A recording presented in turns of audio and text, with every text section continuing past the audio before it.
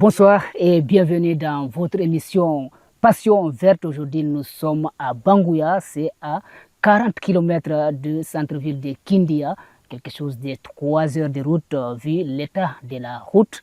Alors nous sommes venus rencontrer un passionné de la terre, quelqu'un qui fait de l'agriculture, de l'élevage. Il n'est plus à présenter dans la région, voire même dans le pays. Il s'appelle Elhadj Aboubacar Ly. Elhadj Aboubacar Ly est un véritable cultivateur et agriculteur doublé d'un entrepreneur. Il pilote l'ONG Lilali Agro Business. Aujourd'hui, il a distribué des plans forestiers aux populations de Kindia pour les aider à se développer d'eux-mêmes. Mais avant de donner la parole à notre invité, nous allons d'abord donner la parole à un doyen.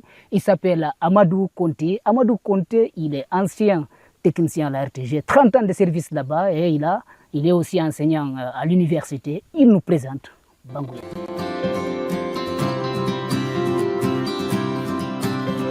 Actuellement, c'est l'une des plus grandes sous-préfectures du pays. La présente sous-préfecture, c'était celle de Banguya. Cette sous-préfecture est composée de 3 ex-cantons. Il y avait le canton de Ténin, le canton de Baring et celui de Sirema. Mais le canton de Ténin, il y a 11 districts. Le canton de Baring et celui de Sirema, également 11 districts. Cela veut dire que la sous-préfecture de Banguya compte 22 districts, dont et 97 secteurs. Si c'est devenu sous-préfecture depuis après Mara Bangali, le premier maire d'ici, il a quitté Kissidougou pour être là. C'est lui qui a ouvert ici pour la première fois. Et tous les maires quittent Baring, Sirema et Banguya. Bon, les différents districts, si nous prenons Ténin, il y a le district de Banguya Centre, il y a le district de Kébé-Frigia, il y a le district de Missira, le district de Kansa, le district de Damouya, le district de Sokia, le district de Kunda Balaya. Là-bas aussi, il y a Kansa aussi, parce qu'il y a 2 districts qui se restent. Il y a un district Kansa à Ténin, un autre district Kansa à Sirema. Il y a Kansa là-bas, il y a Kéba Ali, il y a Khatia, il y a Madina Fanta, Madina Foula, etc., etc. Je n'ai pas. En tout cas, 11 districts de toute façon. La sous-préfecture de Banguya est essentiellement agro-pastorale. Nous cultivons ici du riz, du fonio, du mil, le maïs, et il y a beaucoup, l'élevage aussi est intense ici. C'est pourquoi ici, le problème essentiel ici, c'est entre justement ces agriculteurs et ces éleveurs. Mais qu'est-ce qu'on peut? C'est une même famille. Il y a des agriculteurs qui sont encore éleveurs et des éleveurs inversement. Donc, c'est ces petits problèmes ici que nous avons ici. Mais très malheureusement, il y a l'eau du barrage qui est venue. Donc, nos zones cultivables, favorables à la culture, sont aujourd'hui inondées par les eaux du barrage de Soapeti. De telle façon, la route que vous voyez ici à côté, c'est une route nationale qui quitte Kindia jusqu'au Sénégal. Mais tout est barré aujourd'hui. Il y a certains districts qui ont quitté Ténin maintenant pour d'autres districts, notamment les districts de Baring. Il y a des districts de Ténin qui ont quitté pour là-bas, parce qu'on est vraiment dispersés. On a assez de problèmes. Les gens n'ont pas où cultiver maintenant. Les gens n'ont pas où cultiver. Il y a ce problème ici. Les enfants qui quittent un district à un autre, c'est barré maintenant par les eaux. Il y a ces problèmes ici. Les routes secondaires ne sont pas reprofilées par SOGES. Bon, la route Kindia-Banguya également impraticable. On ne peut pas vous conter cette histoire parce que vous avez vécu, vous êtes venu par cette route-là. Donc, il y a tous ces problèmes ici. Donc, Banguya a assez de problèmes. Mais vous tenez bon. Mais qu'est-ce qu'on peut? Donc, nous, de toute façon, il faut qu'on tienne. Il faut qu'on tienne parce que c'est le développement du pays.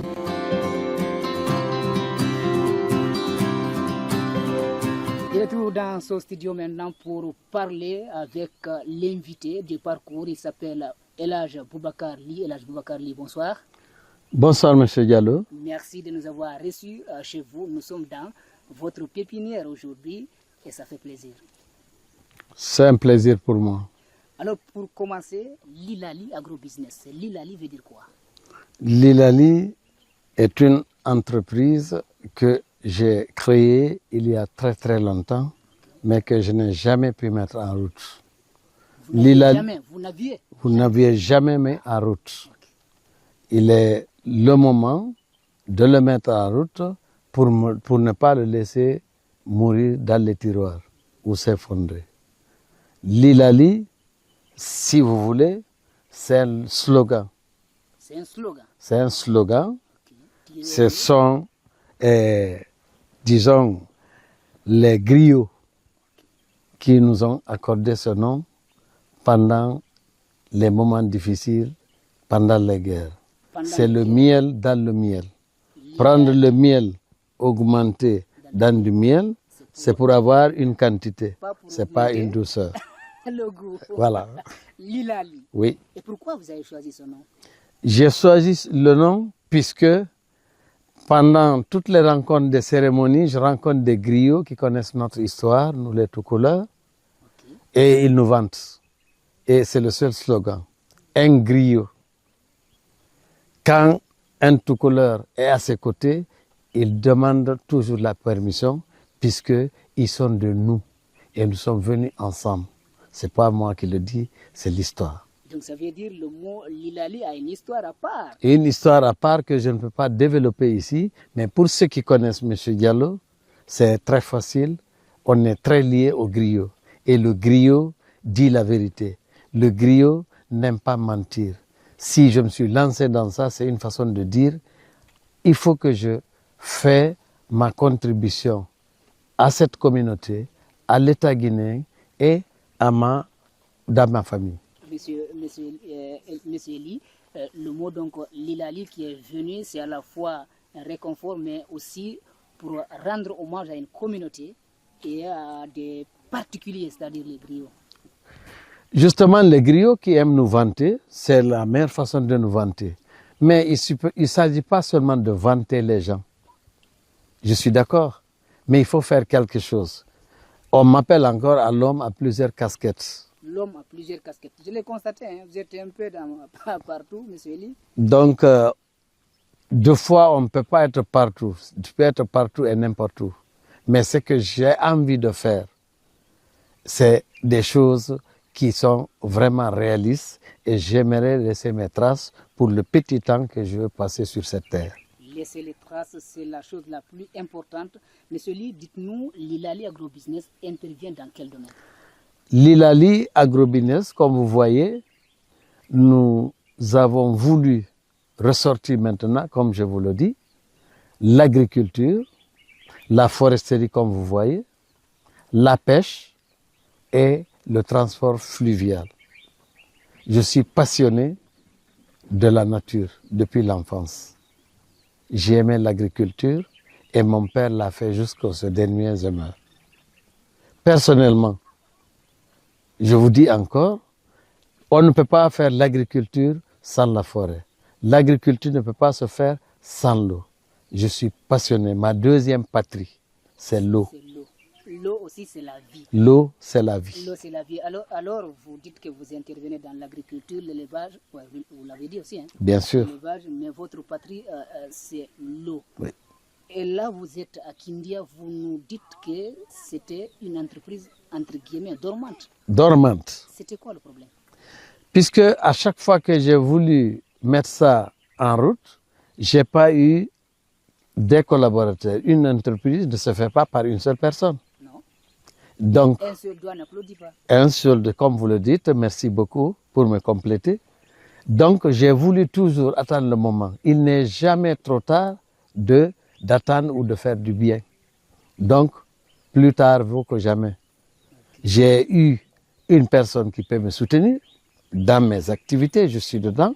Je cherchais, je regardais de gauche à droite avec qui je peux faire. Ce n'est qu'un commencement. Il reste beaucoup à faire. Je souhaiterais le faire avant la fin de mes dernières demeures.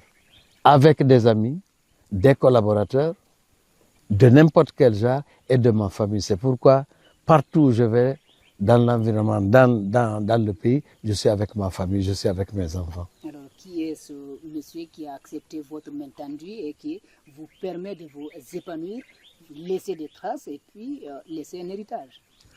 Merci pour cette question. Beaucoup se posent cette question. Ah oui. L'amitié est très chère. Quand on voit quelqu'un drainer du monde, on veut savoir qui le finance. Je vous dis ici, je suis allé tout ce temps avec fonds propres.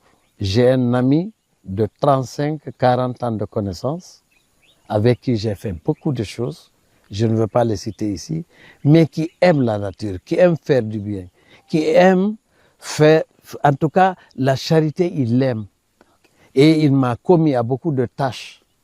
Donc il a compris, il est loin de moi, il n'est pas là, mais à chaque moment je peux l'appeler même s'il dort. Il dit présente-moi quelque chose, je suis prêt à t'appuyer puisque j'aime ce que tu fais. C'est à ce prix que j'ai décidé de le faire cette année. Je me suis détaché avec des gens, je suis en train de la mettre en place, la porte est grandement ouverte, c'est une entreprise, comme vous le dites, un seul doigt ne peut rien. Non. J'attends encore des gens qui vont m'aider à continuer l'œuvre que j'ai commencée. Jusque-là, on ne sait pas c'est qui. Hein? Ça peut venir n'importe qui. C'est moi aussi je me pose cette question. J'attends. Vous n'allez pas nous jouer cette carte quand même. Non, c'est pas de jouer la carte, puisque c'est dans le tas qu'on prend. Je regarde, je veux avoir des jeunes autour de moi, de n'importe quel bord, décidés, capables, des téméraires, surtout du bas peuple. Comme vous le dites, j'ai entendu ce terme avec les journalistes, c'est un terme que j'ai beaucoup aimé. Nous venons tous de quelque part. Forcément. Avec ce bas peuple-là, je pense qu'aujourd'hui on trouve des jeunes décidés, valides, qui aiment le monde rural. Donc, puisque cela ne peut se faire qu'en milieu rural. Et pourquoi pas? J'ai l'espoir. Là, on va vous offrir 30 secondes. Vous allez regarder cette caméra, vous allez vous adresser à cet ami de 30 et 35 ans qui vous aide à vous épanouir, qui vous donne de l'argent pour financer d'autres personnes. Vous l'avez en face, parlez de lui. Merci, M. Diallo. Je lance un appel à toutes les bonnes volontés de n'importe quel genre, de quatre coins de la Guinée. J'ai quelque chose qui dormait, que j'ai voulu mettre en route pour ne pas laisser tomber ça. Que ça soit dans ma famille, dans toutes les 4 régions naturelles de la Guinée et même à l'extérieur, pour mettre ces œuvres en marche, pour qu'un jour, d'autres personnes puissent les bénéficier. Il ne peut pas donner des noms, mais on le saura et nous avons assisté à la remise des plantes, des essences forestières à des populations des Banguya, de la région de Kindia. Dites-nous d'abord la quantité de plantes déjà distribuées à ces personnes. Nous sommes dans une pépinière. Vous nous présentez la situation telle qu'elle est. Encore merci M. Diallo. C'est un grand plaisir pour moi. Je voulais faire ça en catimini. On dit quelque part, le serpent qui se cache, c'est lui qui a plus de longue vie. C'est une œuvre. La charité, on ne vante pas. Mais le monde d'aujourd'hui, qui est le vôtre, qui est le nôtre, qui peut être le nôtre, j'en suis très fier aujourd'hui, mais je me fais le devoir de dire aujourd'hui, c'est aussi grâce à un ami qui a dit, monsieur, on ne peut pas faire ça en catimini. Je préfère taper d'autres portes plus haut. Moi, je n'ai pas cette capacité. Excellence, monsieur le gouverneur Aboubakar Sidiki Yakité de Kindia, j'ai tourné, je voulais avoir des parrains qui ne sont pas en place. Alors je dis, je vous choisis comme parrain. Un homme humble, gentil, il est avec nous tout le temps. Je l'ai présenté, il a accepté. c'est quand même la capitale des agrimes. On est à Kindia, c'était une porte déjà ouverte. Alors dites-nous la situation des essences forestières que vous avez distribuées, quel est le chiffre que vous pouvez confier au public? Cette pépinière, c'est une pépinière de 5000 mètres carrés qu'on a installée, sécurisée contre les petits ruminants et les vaches. À Sinthiou, Banguya. Pourquoi Sinthiou? J'ai voulu venir auprès de cette population, leur montrer comment faire une pépinière, leur apporter ce don, cette aide, pour qu'ensemble, les plants qui seront pris ici pour la transplantation ne souffrent pas de dommages, puisque il y a plusieurs années, il y a des reboisements autour de ces lieux nécessités de reboisement, dont on plante les plants ailleurs. Pour le transport, il y a beaucoup de dommages. J'ai préféré le faire sur place. J'ai annoncé un nombre. Voilà. J'ai annoncé un nombre à l'autorité. J'ai mis à la disposition de l'autorité, puisque c'est eux qui peuvent nous gérer. Je n'ai pas de terre ici. J'ai mis 35 800 plants. 35 800 plants de reboisement à la disposition de la région de Kindia. C'est réparti comme suit. Dans la sous-préfecture de Banguya, il y a l'eau qui sépare aujourd'hui le Bareng et le Téné. 7500 pour le Téné, 7500 pour le Bareng, ça c'est de l'autre côté. J'ai mis 5000 plans pour le gouvernorat de Kindia, 5000 plans pour la préfecture de Kindia. Il y a des personnes ressources, des privés, dont j'ai mis 2000 plans et 2000 plans à mes partenaires qui travaillent à Fotoba pour la restauration de certains endroits là-bas. Vous avez sauté le nom d'un partenaire, alors vous avez dit 2000 plans à Fotoba, 2000 à des particuliers. C'est qui ces particuliers? C'est le PDG de Mahatma Gandhi, qui est originaire de cette sous-préfecture, de nom de Kebali, Banguya, Kebali, qui est avec nous, qui a voulu faire du reboisement à Kebali. Donc, il bénéficie de 2000 plans. Il y a un mouvement de soutien autour de nous. À Kindia, nous sommes ensemble avec ceux-ci qui ont constitué un mouvement de soutien. C'est des amis à moi qui ont sollicité des plans.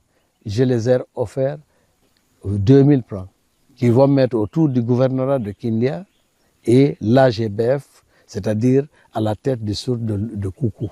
Ce sont ces plans qui nous entourent ici, ce n'est pas encore distribué. Ce sont ces plans qui sont là.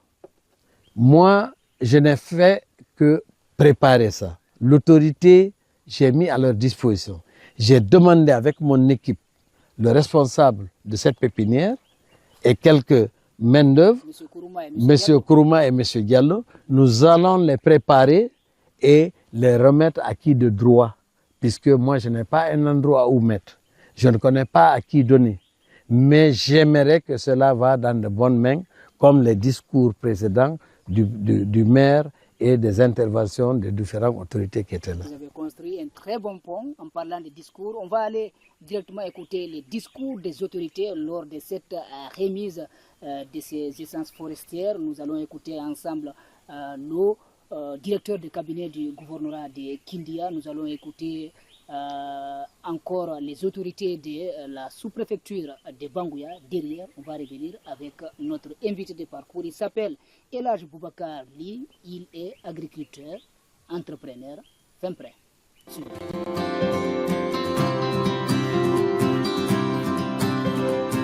Je prends seulement la parole en tant que citoyen d'honneur de Banguya pour remercier très sincèrement notre heureux donateur. Ce programme s'est passé à un moment où les autorités régionales de Kindia sont dépassées par les événements et programmes. Il a fallu que j'ouvre d'abord 2 séminaires avant de venir ici. Et j'ai donné un programme que je ne peux pas respecter aux autres, parce que j'ai dit que je serais là-bas à 13h, 14h pour travailler. Mais malgré ces préoccupations, nous nous sommes dit, et M. le gouverneur l'a ordonné, de venir vraiment témoigner notre satisfaction et notre entière disposition et disponibilité à rassurer l'heureux donateur qui vient de soigner une grave plaie aujourd'hui. Le vieux l'a dit, vieux entre guillemets, la vieillesse c'est le signe du recul. Quand quelqu'un te dit qu'il est vieux, c'est qu'il veut démissionner. La vieillesse, ce n'est pas l'âge. Un tel monsieur n'est pas vieux. Ce monsieur, c'est des repères que nous devons garder pour toujours. Les travaux qu'il vient de faire là, est-ce que ces travaux-là vont vieillir? Je vous remercie très sincèrement, cher doyen. Merci à tout le monde. Merci Dieu. Les hauts cadres qui sont venus de Topaz et d'ailleurs venir vraiment soutenir notre grand frère, nous vous remercions très sincèrement. M. Ly et moi, nous avons travaillé ici, ensemble. Nous avons travaillé ensemble. Quand il était sous-préfet, il était là. Il n'était pas vieux comme ça, lui aussi n'était pas vieux. Mais nous devons savoir qu'après la vieillesse, une autre chose arrive. C'est quoi? C'est la mort. On vous dit qu'on ne prépare pas la mort. On prépare bien la mort. On prépare la mort par des actions qui vont rester. Honnêtement, si vous avez vu, malgré les difficultés du programme aujourd'hui, on est là. Nous sommes venus vraiment vous encourager, vous dire que le gouvernement de la République, sous la clairvoyance du visionnaire président, l'homme aux actions multisectorielles, multidimensionnelles, le progrès que nous assistons aujourd'hui en Guinée, c'est un progrès de tous les sens. Ce n'est pas du mensonge. Avant, quitter Conakry pour aller Kindia, vous pouvez passer 3, 4, 5 heures. Aujourd'hui, on peut faire aller-retour Kindia-Conakry sans même se rendre compte. Le développement, ce n'est pas le langage. Le développement, c'est les actions concrètes. Que Dieu protège ce bâtisseur. Encore une fois, l'autorité régionale est très contente. Mais nous ne sommes pas venus seulement pour ça. Nous sommes venus aussi pour dire à la brave population de Banguya que le progrès, c'est d'abord la conservation de ce qui existe. Le progrès, c'est la bonne gestion de ce que vous avez. Ce que vous avez d'abord, si vous gérez ça très bien, c'est un progrès. C'est vrai, les gens vont venir ici vous donner de l'argent, vous donner autre chose, mais ce que M. Ly vient vous donner, ça c'est éternel.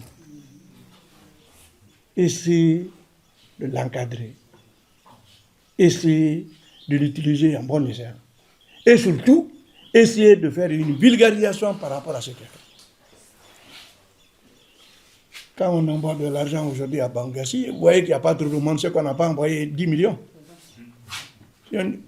Nombre de plans, comme dit là, si on avait dit ça c'est un million, il fallait vraiment pousser les gens pour rentrer ici aujourd'hui. Mais ce qu'on oublie, c'est que le développement, ce n'est pas ce qui est là immédiatement, là, c'est ce qui garantit l'avenir. Et je suis aussi content quand vous parlez de Tchinchuru, pour avoir servi ici longtemps. Tchinchuru, c'est un lieu de paix, de travail et de quiétude sociale. Banguya même, la sous-préfecture de Banguya, c'est la sous-préfecture la plus paisible quand on passe ici.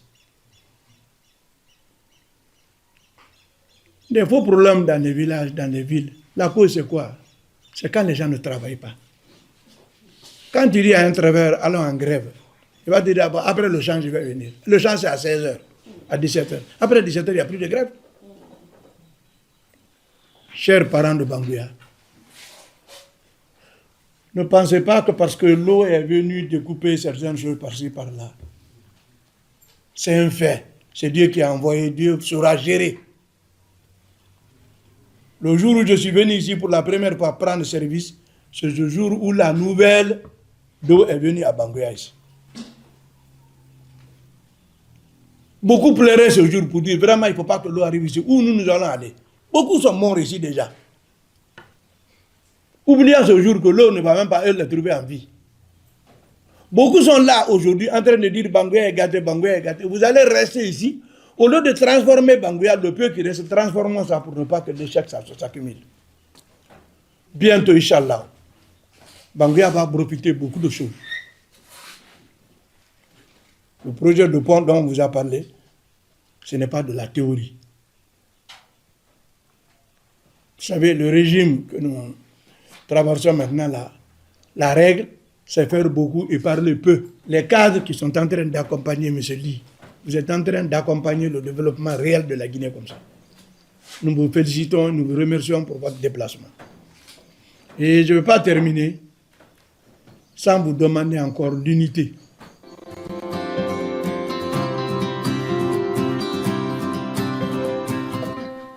Je prends la parole au nom de la population paisible de Banguya. À cette occasion, la remise de 35 800 plants et 2 fours de fumage poisson du lac de Sopiti pour la population impactée de Banguya. À cette occasion de la remise de Banguya, cette importante cérémonie marque un pas important vers la restauration du couvert végétal et la préservation de la biodiversité.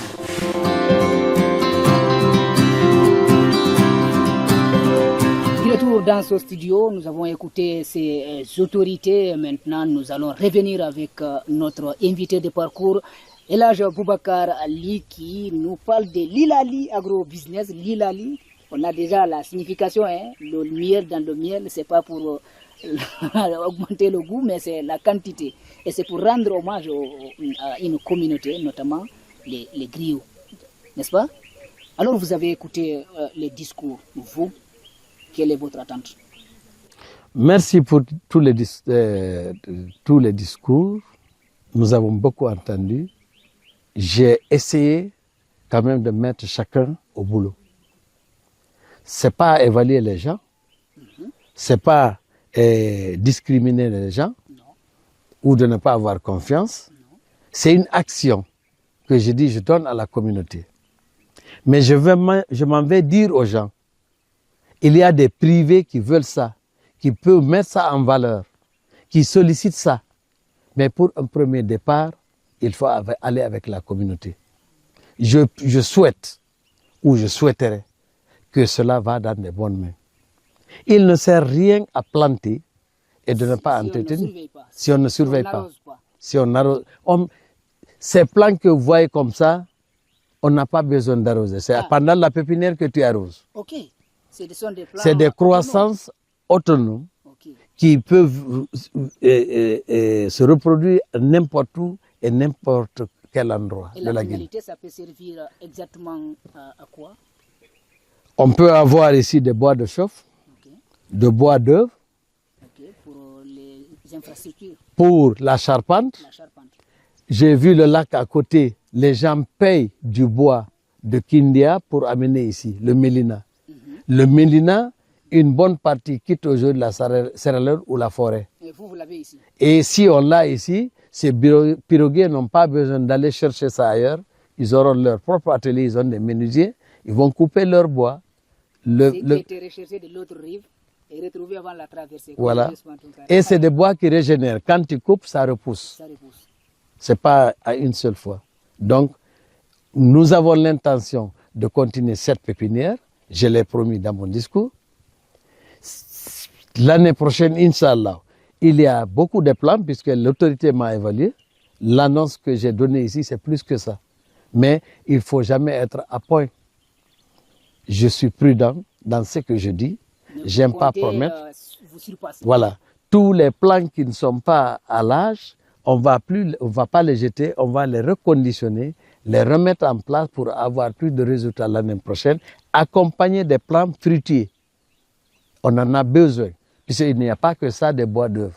On peut faire ça, c'est des bois exotiques. Moi, personnellement, voilà. Il faut le dire. Alors, vous n'avez pas fait que distribuer ces plans. Nous avons aussi assisté à la remise aux femmes des Banguya, mareyeuses, oui. Des fours, oui. Des fumasses de poissons. Pourquoi? Pendant ma recherche, j'ai constaté des femmes qui souffraient. Il y a des pêcheurs qui arrivaient avec du poisson. Ils ont beaucoup de méventes. Et le poisson de l'eau douce, ça pourrit très vite. Il n'y a pas de preneur. Quand la pêche est bonne, même avec un bateau, deux fois tu as des pertes. Il n'y a pas de clients. Il n'y a pas de clients. Et surtout, la route ne favorise pas. Ou la conservation. Il n'y a même pas d'électricité. J'ai vu des gens, propriétaires de restaurants, qui sont installés dans Kambaya, dans Pita, qui ont acheté des motos TVS, qui envoient leurs enfants avec des caisses pour payer 350 000, 500 000 francs de poissons, embarquer ici et aller revendre à Pita. Okay. Et deux fois, j'ai vu des femmes, quand les pêcheurs rentrent le matin, ils restent les filets le soir, ils reviennent 8h, 9h, ils ramènent du poisson de l'eau douce. Il y a des femmes grossistes.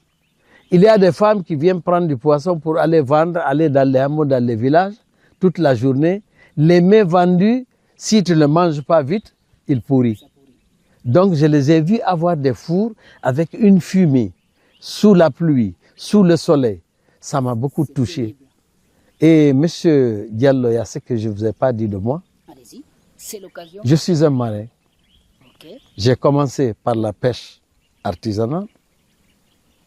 J'ai fait la pêche continentale et j'ai terminé par le grand transport dans les navires.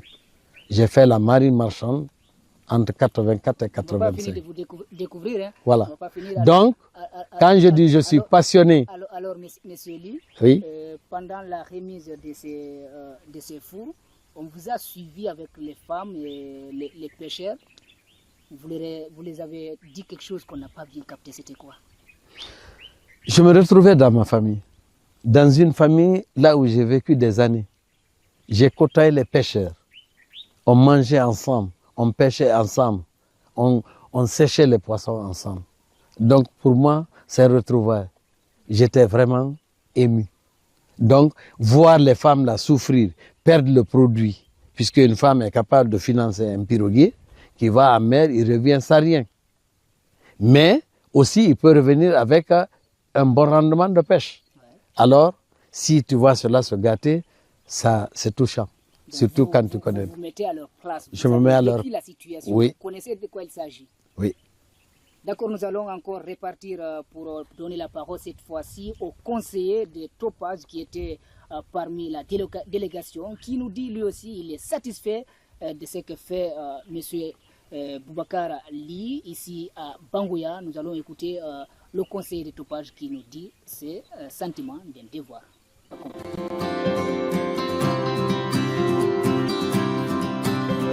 C'est Roger Niabro, consultant Topaz. Alors là, vous êtes à Banguya. Dites-nous, vous, tant que Topaz, est-ce que vous avez le sentiment d'un devoir accompli? C'est un devoir qui est accompli, mais ce n'est pas un devoir qui est terminé. Parce que Topaz a pour vocation, dans sa politique RSE, de pouvoir accompagner les communautés et les territoires. Donc aujourd'hui, nous sommes dans le cadre de l'accompagnement d'un territoire en termes de réforestation.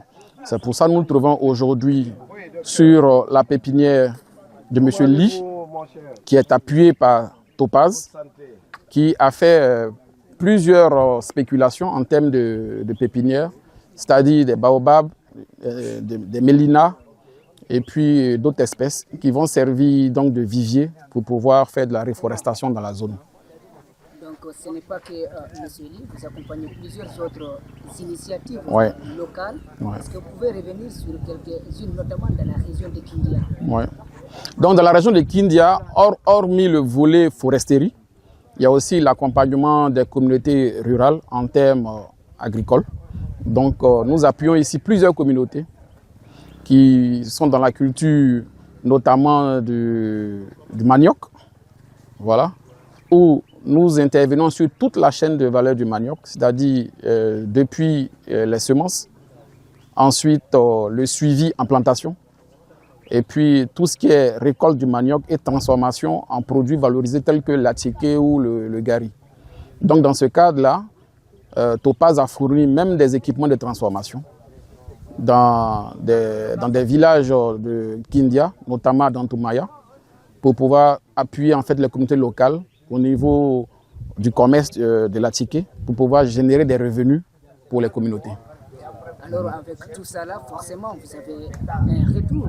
Quels sont les retours que vous avez en ce moment après ces accompagnements?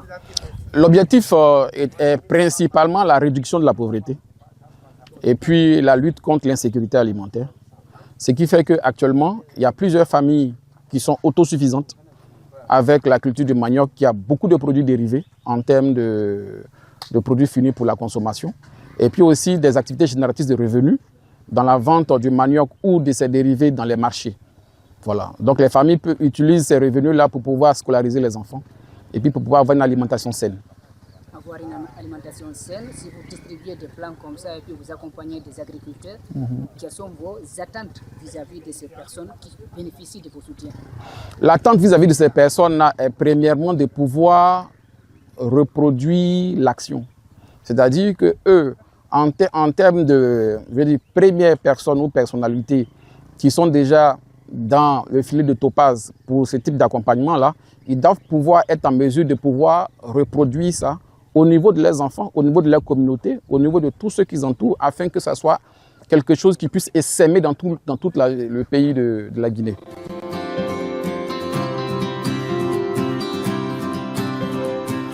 Retour dans le studio pour la dernière partie de cette émission, toujours avec notre invité, le patron de Lilali Agrobusiness. Nous sommes avec Boubacar Ly qui va nous dire maintenant la suite de cette campagne, parce que nous avons lu, ce n'est pas que Bangouya, il y a Boulivel qui se prépare à vous attendre. Qu'est-ce qui est réservé pour Boulivel aussi? Encore une fois, merci M. Diallo. À Boulivel, depuis 15 ans, 7 mois, je suis dans la foresterie, à titre privé. J'ai des terres qui m'appartiennent, que j'ai payées moi-même, à côté de mon village. Votre village, c'est là-bas? C'est Boulivel. Okay. Je suis de Mamou. Okay. Boulivel est dans Mamou. Okay. J'ai une plantation de mélina de 15 ans. À Djungol. J'ai une quantité de bois, une forêt, que j'ai créé une forêt naturelle. J'ai pris 30% de l'aide que j'ai reçue de mon ami, que j'ai mis là-bas. Il y a 70%. L'ami invisible. Le bienfaiteur. Le bienfaiteur. Pourquoi vous ne dites pas son nom? Ou bien c'est lui qui a dit il ne faut pas dire mon nom? Non, il sortira un jour. Puisque j'amènerai Khessa à suivre mes pas. Ou bien peut-être même dans Khessa avec... Un journaliste peut être agriculteur. J'ai un dossier que je veux présenter à vous et on fera un chant. Vous allez commenter à votre manière. Je suis prêt à le faire. Votre manière de nous dire qui vous finance? Oui. Tant que vous ne faites pas ça, je ne le dirai pas. Vous savez que ce n'est pas moi vous parlez là. Vous parlez à un public. À tous ceux qui ont le micro. Bon, vous êtes... C'est pas tous ceux qui vous regardent qui peuvent aller vous découvrir pour connaître qui est derrière ces actions.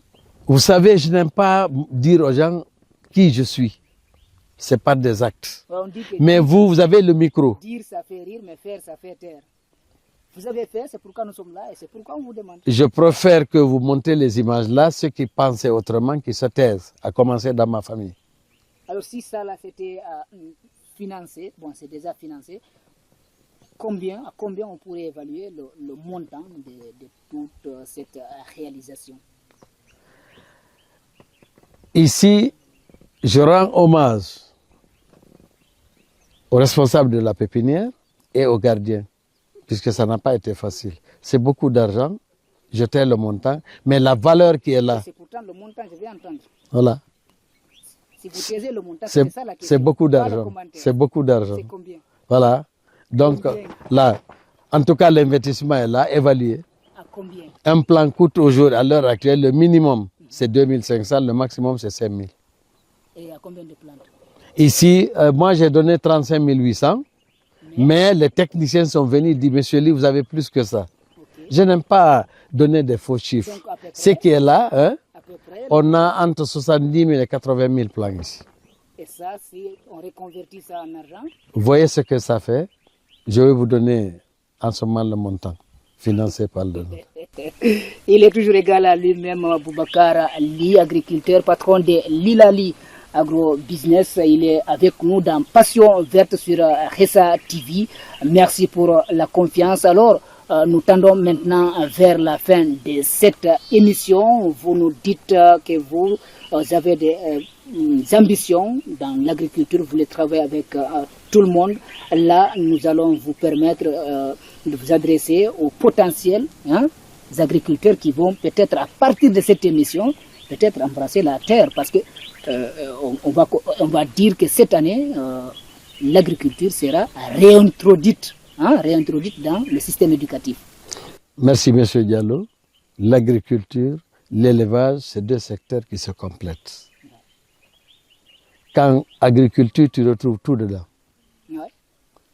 Alors, par exemple, je vous ai dit 30% est mis là-bas, je vous dis la quantité. Le 10 août, je ferai la remise à Mamou comme j'ai fait ici. La même quantité ou plus? J'ai entre 35 et 40 000 là-bas. 40 000 Plants aussi, dans mon village. 35 à 40 000 Plants. À distribuer. À distribuer, je mettrai ça à la disposition de la communauté et il y a des privés qui sollicitent gratuitement. Et vous, vous gagnez quoi? L'œuvre que j'ai faite, Gagnez. je gagne. Moi-même, je dois reboiser. L'endroit est déjà prêt, nettoyer, déblayer tout, 5000 francs.